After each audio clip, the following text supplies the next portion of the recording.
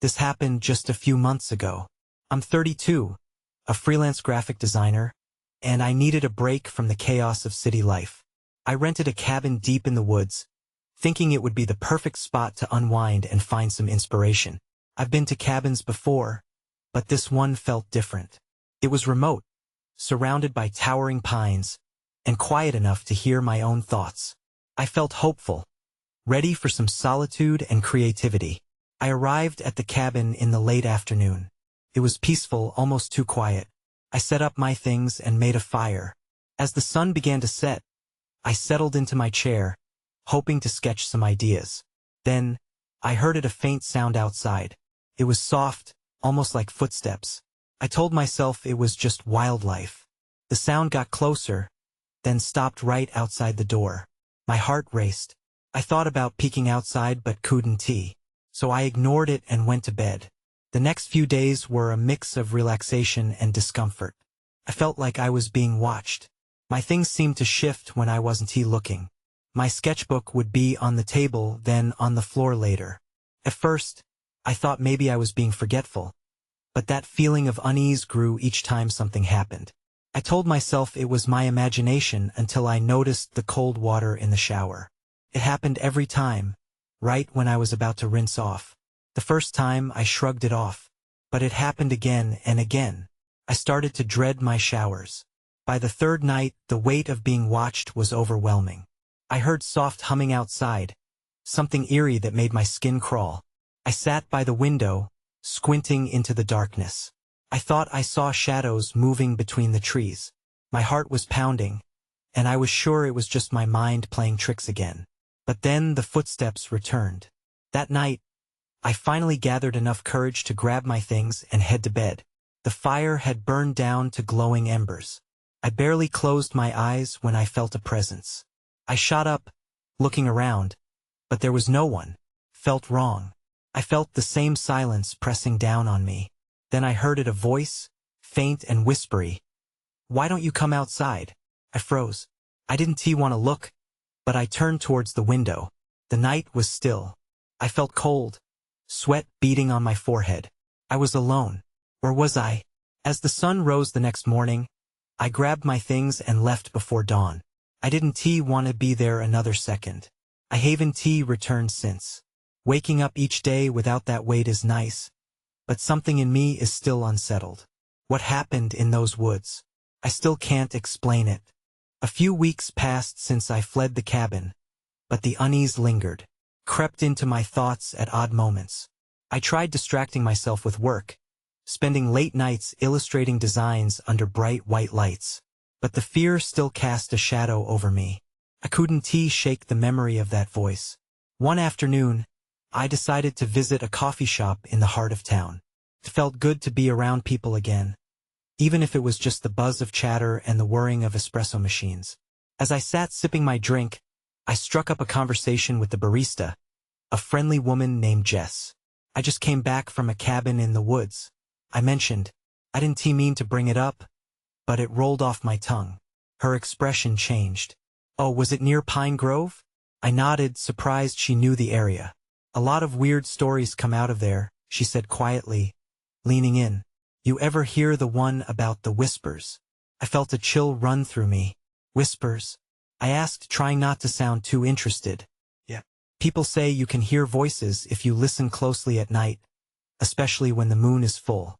It's like they come looking for something," she said, her tone almost conspiratorial. "What do you mean?" I pressed on. She hesitated. "Some think it's just nature playing tricks, but others they believe it's something more. I heard about a couple who never came back after a weekend there. Just vanished." Her words hung in the air, heavy. The unease I thought I had managed to shake returned full force. I wondered if it was about me, if I had escaped whatever was lurking in those woods. Later that evening, I couldn't help but search online for stories about Pine Grove. My heart raced as I read through various forums. Survivors shared tales of strange occurrences. Items moved, sinister whispers, sightings of shadowy figures. Then I stumbled upon a post about a local legend tied to an old cabin. They called it the Whisperer, a spirit said to beckon people into the woods, promising inspiration, but at a price. It was always hungry, they said. Hungry for those who tread too close without a second thought. That night I barely slept. I tossed and turned, images of the cabin flashing in my mind. I kept replaying the night I heard the voice. Was I a target? Had I escaped? Or was it just waiting? As dawn broke, I decided to go for a drive to clear my head. I took winding roads through the hills, hoping some distance would help. But everything felt different now as I drove. The trees loomed over me, closing in. I couldn't shake the thought that I wasn't alone. Then, just as I passed a narrow stretch of road, something caught my eye. I slammed on the brakes.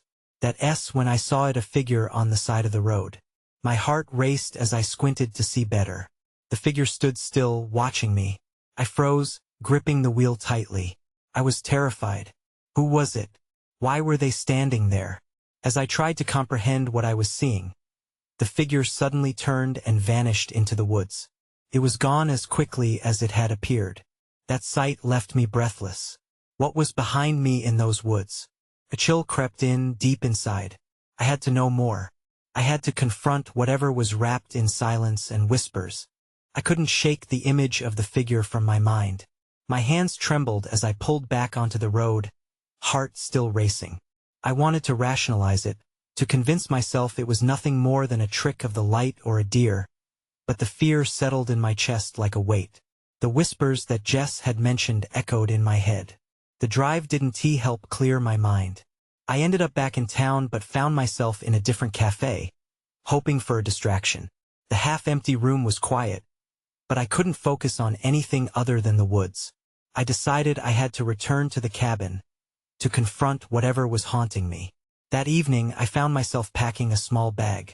I drove back under a sky that hung heavy with clouds, the air thickening as I neared my destination.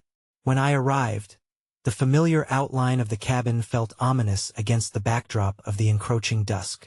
I parked and grabbed my gear, battling butterflies in my stomach as I made my way inside.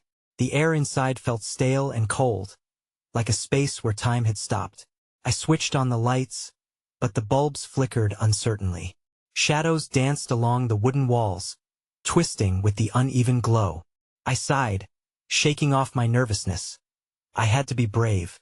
I decided to explore the surrounding area, to see if I could learn more about what had been lingering in my mind. Armed with a flashlight, I stepped outside. Night had fallen, but the trees loomed like silent guardians. I could feel the whispers stirring in the breeze, soft and unsettling.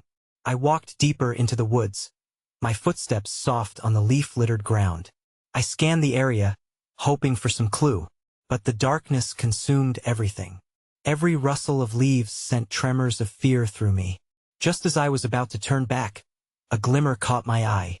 Curious despite my growing dread, I edged closer. It was a small clearing, glowing unnaturally in the moonlight. In the center was an old, gnarled tree with knots that resembled faces, twisted and mournful. To its side, I spotted something odd. A pile of stones, arranged unnaturally like a makeshift altar. My instincts screamed at me to leave, but I moved closer, unable to resist. That S when I heard it, a low murmur, barely above a whisper. It was faint but undeniably there. My breath caught. It was calling me. I strained to listen, hoping to understand what it was saying, but the words were lost in the rustling wind. Out of nowhere, a sharp snap echoed behind me. I spun around, terrified. The whispers intensified, swirling around me as if the very air was charged with energy. I fumbled for my flashlight, eyes darting in search of movement, but found nothing. My heart pounded harder than ever. In that moment, I realized I wasn't alone. The fear gripped me like ice. I turned and ran, the whispers pursuing me through the trees. I'm not sure how far I went, but when I burst back into the cabin, I slammed the door, locking it tight. Panting, I glanced around, trying to steady my racing heart. I was safe for now, but I knew whatever was in those woods wasn't finished with me. I needed answers, and I needed them fast. Perhaps I could still find out what the whispers wanted. As I caught my breath, a loud thump echoed from outside. My heart stopped. The night was far from over, and I knew I would soon face whatever was out there. The thump was followed by a scraping sound, like claws on wood. I froze, my mind racing. Was it just an animal? Or was it something far worse? I debated what to do. My instincts screamed at me to hide, but I also needed to confront whatever this was. I grabbed a heavy flashlight from the table and approached the window, squinting into the dark. The shadows outside were thick, but I made out the outline of the trees swaying gently in the night breeze. I held my breath, straining to hear any movement. For a moment, silence enveloped me, as if the world was holding its breath. Then, I heard it again, another thump, louder this time, came from the back of the cabin. Maybe it was the wind, or maybe it was something far more sinister. I needed to gather my courage. Setting my jaw, I crept toward the back door, each step heavy with fear. The cold air seeped through the cracks, sending chills through my body. I gripped the doorknob, hesitating for just a heartbeat longer before I flung it open, bracing myself for whatever lay beyond. The beam of my flashlight cut through the darkness. The small porch illuminated just enough for me to see, but there was nothing there. Had I imagined it? I was about to scream at myself for being paranoid when I caught a glint on the ground. Something silver sparkled in the moonlight, partially buried in the dirt. It looked like a pendant, a small, intricate symbol I didn't recognize. I knelt down and brushed away the dirt, revealing more of it. Symbols intertwined, almost like a language. My heart raced as a thought flashed through my mind. What if it belonged to the whispers? As I straightened up, a chill ran down my spine. I heard footsteps, faint but real. A figure emerged from the trees, tall and indistinct, moving closer. My breath hitched. No way was I standing still. I stumbled back into the cabin, slamming the door behind me. I locked it and pressed my back against the wall, heart thumping. I heard muffled voices, now soft but distinguishable. They called my name. Panic surged through me, an urgency to leave this place. But part of me, the part still curious, wanted to know what they wanted. Then I remembered Jess's warning about those who had gone missing in this area. This could very well be a trap. The whispers had become too strong. Others had listened before, and they never returned. My pulse raced as the voices grew louder. I couldn't stand that. I needed to leave. I had to find Jess, tell her everything, figure out how to break this strange hold this place had on me. Just as I turned to reach for my bag, I heard the unmistakable sound of something scraping against the cabin wall. I whipped around, horror flooding my senses. And then everything went dark. The lights flickered one last time before they gave out. The whispers swelled and danced in my head. I wasn't alone anymore. I blinked, lost in the darkness. Fear gripped me tighter than I thought possible. I fumbled for my flashlight, my fingers trembling as they searched the floor. When I found it, I clicked it on. The light flickered briefly before stabilizing, casting a narrow beam into the shadows. I could hear the whispers clearly now. They were no longer distant echoes. They surrounded me. Fearful words tangled together, rising and falling like a sinister melody. I pressed my back harder against the wall and scanned the room. The cabin felt smaller, the walls closing in. Then I noticed it, a figure now stood at the window, barely illuminated by the flashlight. My heart raced again, thumping in time with the rising panic. It was just a silhouette, but the presence felt overwhelmingly oppressive, like I was being stalked. "Who's there?" I called out, my voice shaky but louder than I expected. I half expected the figure to vanish, but it didn't move. Instead, it raised a hand, pointing at me. With every ounce of fear pulsing in my veins, I called again, "What do you want?" But the figure remained silent, only growing clearer as I squinted into the darkness. That S when I noticed the pendant. The same silver symbol I had found earlier hung from their neck, glinting ominously. A nauseating realization washed over me. It was mine, the one ID brushed off the ground. How had it gotten on that person? And just like that, the power flickered back on. A dull, flickering yellow light filled the cabin, and the figure stepped back into the shadows, gone as quickly as it had appeared. I rushed to the window, peering outside, my heart pounding. Nothing. No one stood in the clearing. Just the trees, whispering secrets I could barely comprehend. Panic welled again, threatening to overwhelm my mind. I had to get out. As I turned away from the window, I stumbled over my bag, sending it flying across the room. In my hastiness, I opened it to grab my phone, praying there would be service. To my dismay, I found nothing but darkness. Then something caught my eye just beyond the edge of the light, a glimmer on the floor. I knelt, my chest tight. It was another pendant, identical to the one I held earlier, except this one had a different symbol etched on it. The air around me thickened, and the whispers grew louder, as if encouraging me to take it. A sense of urgency pushed me forward, but I hesitated. What did this mean? Were there more? I looked down the hallway leading to the bathroom, shadows dancing at its entrance. My body screamed to run, but my curiosity anchored me in place. That was when I heard it. A soft laugh echoed from the shadows, too close, making my skin crawl. You found one, it murmured, low and melodic, yet chilling. I shot upright, the weight of dread pulling me down. Who was this voice?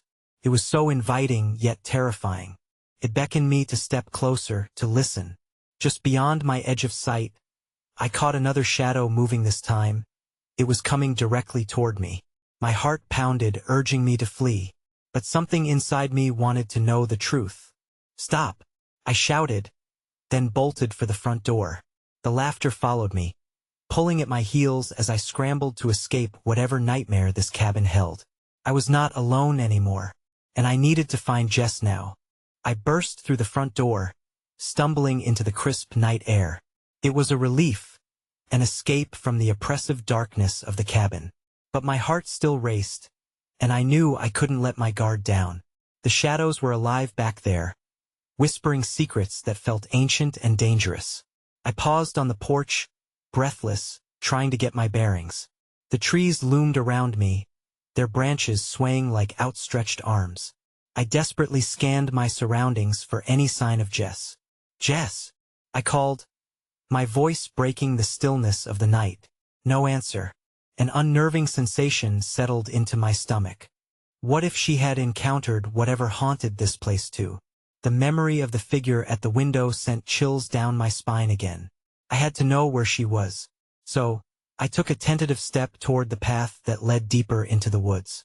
As I walked, I couldn't shake the feeling of being watched. The whispers from the cabin seemed to follow me, echoing through the silence.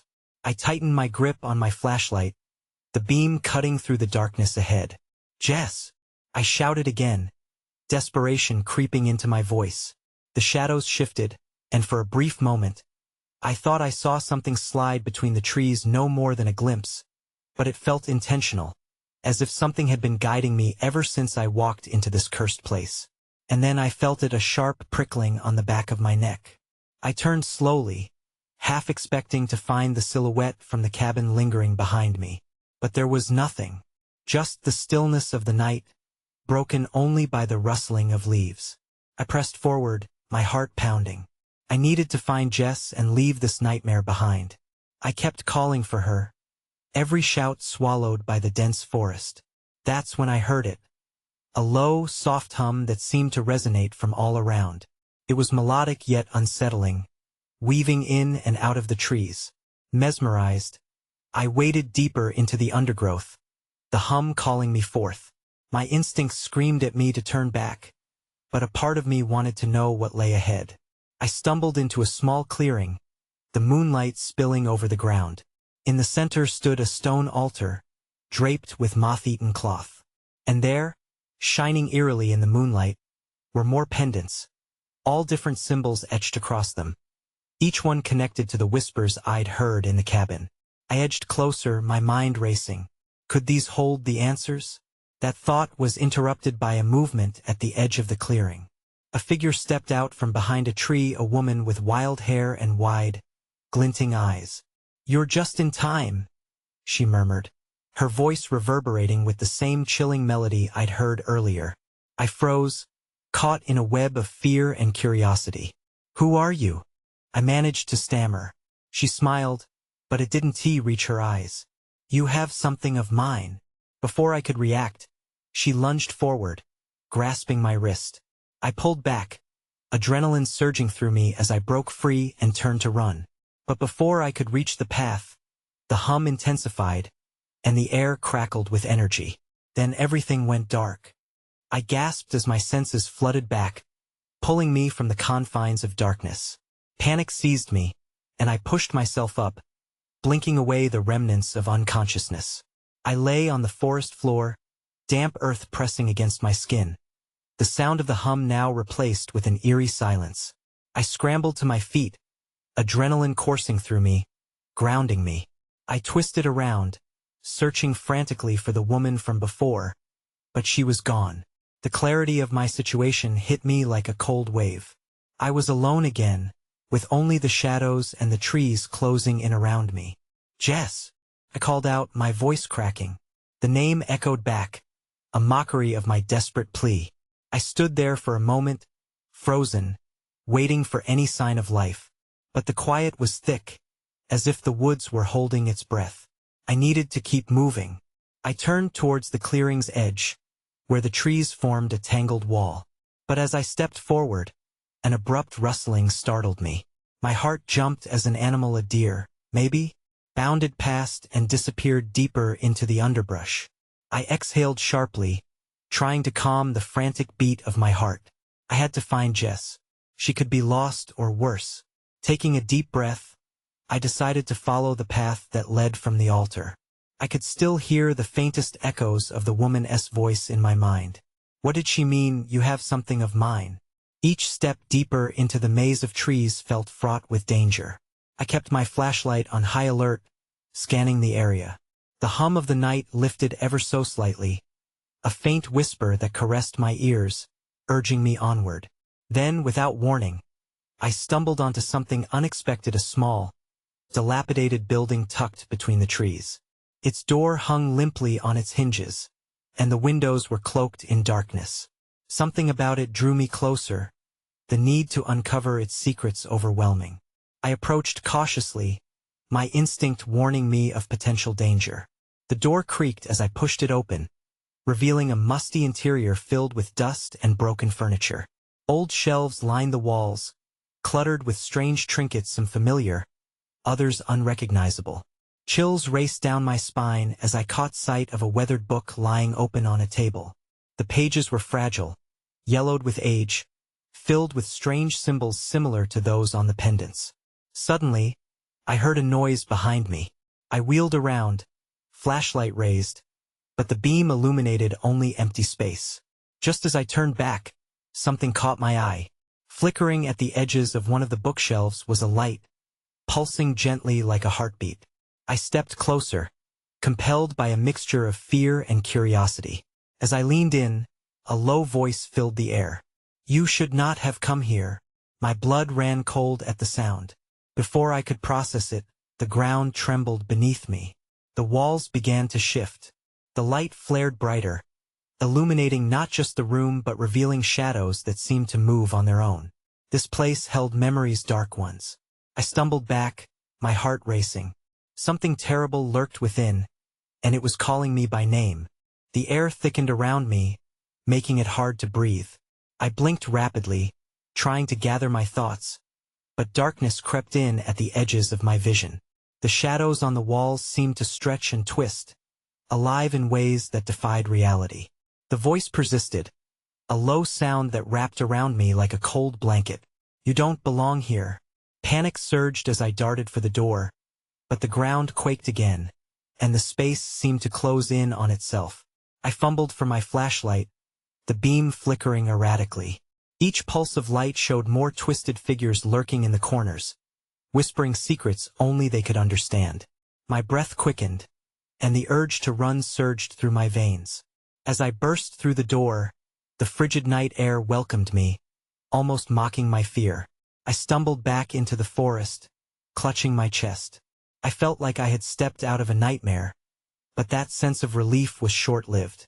The hum returned, louder now, wrapping itself around me. "Jess!" My voice cried out again, but the only reply was the rustling of leaves and the creaking of branches. I was desperate to find her, but my mind was swirling with confusion. I needed answers. Why had I found that book? What was the connection to the woman in the woods? I shifted to the right, trying to recall the direction I had come from. Shadows danced along the trunks, and even the moonlight seemed muted, struggling to break through the canopy. I stepped carefully, uncertain if the trees were allies or spectators to my plight. That S when I saw it, a shadow moving among the trees, gliding with purpose. My heart raced as I turned the flashlight towards it, illuminating the figure. It was a person. "Jess," I called, relief flooding through me. "Is that you?" But the figure didn't respond. Instead, it started moving away, slipping further into the darkness. I hesitated, considering running after her. But that small, familiar figure felt wrong. I could only see her silhouette, and something in my gut told me to be cautious. The woman's voice echoed again in my mind. Without thinking, I pressed forward, driven by the hope that this shadow was my friend. I navigated through the dense trees, my breath shallow and quick. "Jess," I shouted, but there was no turning back now. The figure stopped, turning slightly to look back at me. I could see her face now, illuminated by the faint glow of the moon. But it wasn't Jess. This woman wore a dark expression, her eyes piercing through the shadows like daggers. "Come," she beckoned, a chill running down my spine. I took a step back, instincts screaming to flee. "Who are you?" I shouted, the firmness in my voice wavering. She only tilted her head, a ghostly smile playing on her lips. Then just like that, she disappeared into the darkness. The air went still, leaving me grasping for the last remnants of her presence. I was alone again, the promise of danger looming like a storm overhead. That S when the ground shook beneath me once more. Panic clawed at my throat as I stumbled, the realization hitting hard. The forest wasn't just a backdrop. It was alive, shifting and changing, and it wanted something from me. I glanced around, knowing I had to move. Something was coming, and it wouldn't wait for me to figure it out. I turned to run, my heartbeat pounding in my ears, but the forest shifted again. The trees seemed to bend, rearranging themselves like some twisted maze. I had no sense of direction. I was lost. Branches scratched against my arms as I weaved through, desperate to escape whatever was lurking behind me. Every step felt like it might be my last. I whipped my flashlight back and forth, searching for anything familiar. But there was nothing, just shadows. Then I heard it, a low, growling sound, like an animal but deeper, almost human. It echoed around me, making my skin crawl. I stumbled over a root and fell hard to the ground.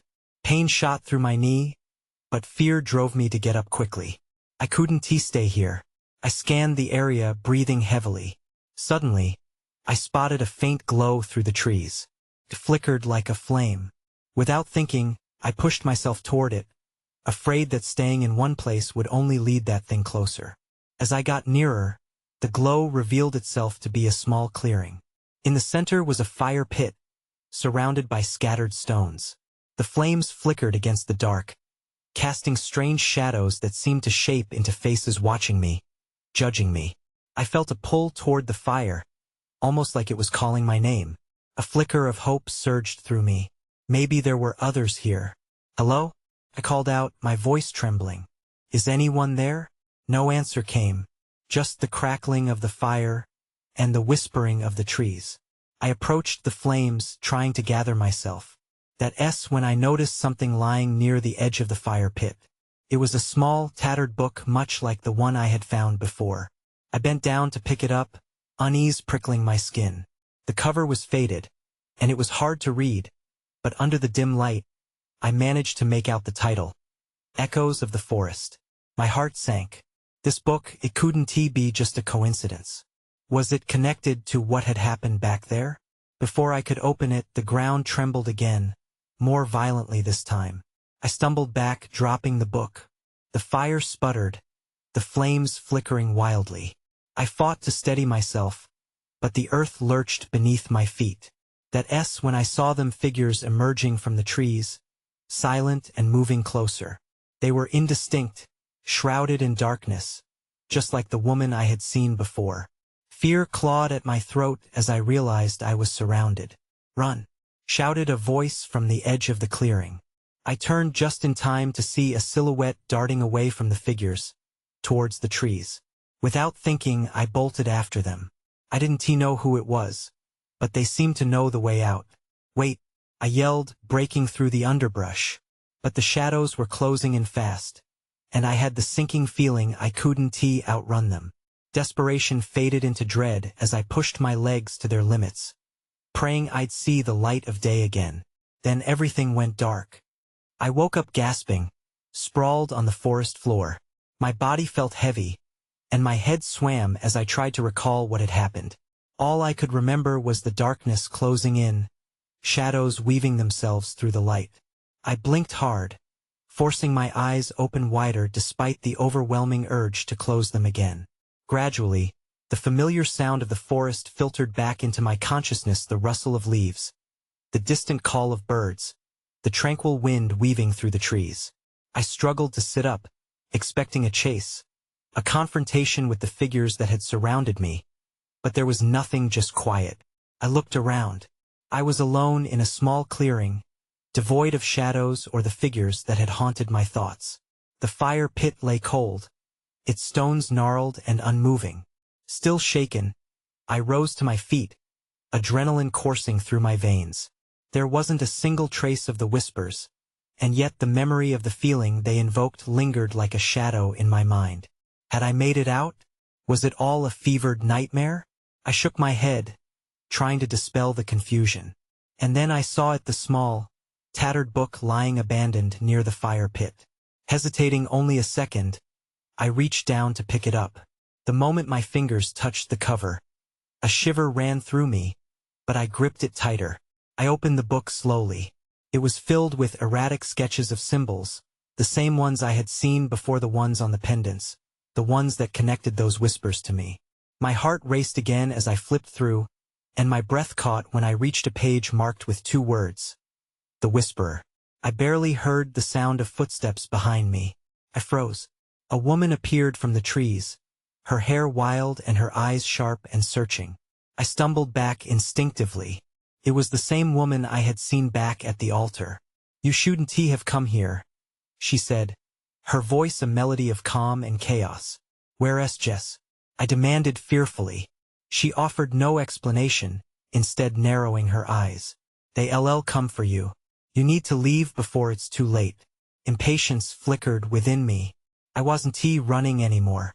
"I can't leave without her." "What are you?" Her smile faded, replaced by a grave seriousness. "You need to understand. The forest, it's alive. It hungers. The Whisperer finds those who listen and gives inspiration in exchange for something precious." I swallowed hard, recalling the stories Jess had told me, the creeping dread that had plagued me since arriving. And what does it want from me? The memories of those who linger, those who cannot remember, those consumed by their fears. I could hardly comprehend her words. My pulse raced as I wondered if Jess was one of those memories, lost to the woods. "No," I whispered, panic rising again. "I can't let her go." The shadows of the trees seemed to tighten as the air grew heavy. "Your fear is your anchor," she warned. "Stay with it and you'll be theirs forever." I looked down at the book, then back to her visage. "Then how do I save her?" "By revealing the truth that binds you both. Only then will you break free." The ground shook once more, and the whispers returned, an icy gust swirling around us, a forewarning of the gathering shadows. "What do you mean?" I stammered, sensing her urgency. But as I spoke, she began to fade, the forest consuming her figure slowly, until she was just a wisp, barely visible in the hushed chaos.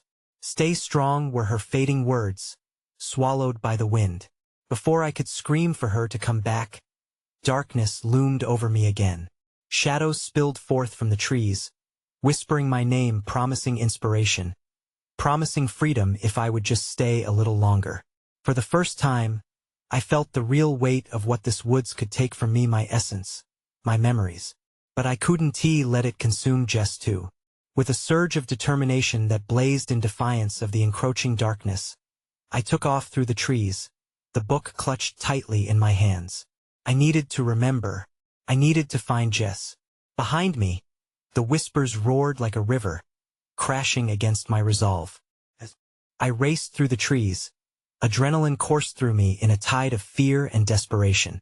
I was dashing deeper into the depths, every step leading me towards the shadows, all while knowing some answers might never be revealed. In that moment, the forest shifted. Paths unfolded ahead of me like twisted scrolls, beckoning yet treacherous. The exit wasn't visible, yet I pressed on, one last shred of hope igniting within me. And just as quickly as I had fled, the chaos fell silent. I found a trail beneath my feet, a direct path leading away from shadows and into uncertain light. But as I reached its edge, I hesitated, glancing back at what had pursued me, and all I could think was, what's lurking behind? They weren't gone. The forest's whispers would find me again. Would it bring answers, or would it only solidify the ruin of my memories? Though I escaped that night, my heart was caught between worlds, the known and the unknown. The peace I sought would always remain unreachable, buried in the restless whispers of the woods, entwined with what I still did not understand.